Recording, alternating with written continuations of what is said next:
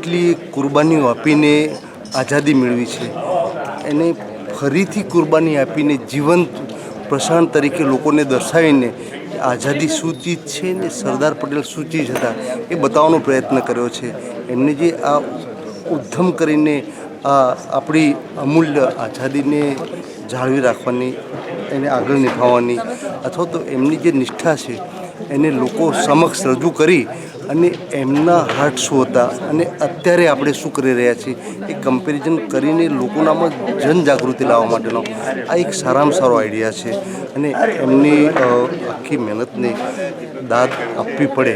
અમે રાજકોટમાં આરડી ગ્રુપના નેઝા હેઠળ અમે કરાવ્યું છે.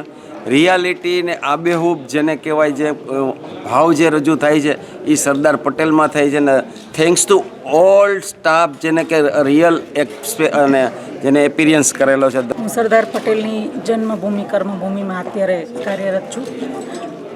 આ નાટકથી પ્રેરણા લઈને એટલું નક્કી કર્યું છે કે મારા બંને દીકરાને સરદારનું જે એક બાકી રહેલું સફરજન છે, બાકી રહેલું એપલ છે, એના માટે હું લગાડીશ. ખરેખર બહુ જ વાસ્તવિક દર્શી નાટક જોઈને આનંદ થયો. અભિનંદન સર્વે ટીમને.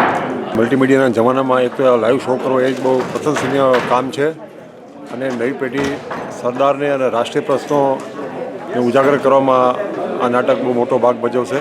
સરદારનું પાત્ર બહુ લુક્સ અને એને એક્ટિંગ બહુ સરસ છે અને ગાંધીજીનું પાત્ર પણ બહુ ઇફેક્ટિવ છે.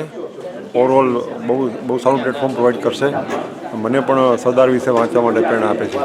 આજે નાટક જે હતું અત્યારે જોયું એ ખૂબ જ વર્થ ઇટ છે જોવું. એ પણ રાષ્ટ્રભાવનાની ચેતના જગાવવામાં ભવિષ્યમાં આ મુખ્ય પાયારૂપ બની રહેશે તેવી અમને સંપૂર્ણ શ્રદ્ધા છે અને આગામી દિવસોમાં પ્રધાનમંત્રી કાર્યાલય હોય, રાષ્ટ્રપતિ ભવન હોય, પણ પ્રાગટ્ય ફિલ્મ્સ પ્રાઇવેટ લિમિટેડ આ ઉચ્ચ સ્તરીય બતાવવા માટે આગળના પ્રયાસો કરશે. સમગ્ર ટીમને અભિનંદન સાથે थैंक यू वेरी मच.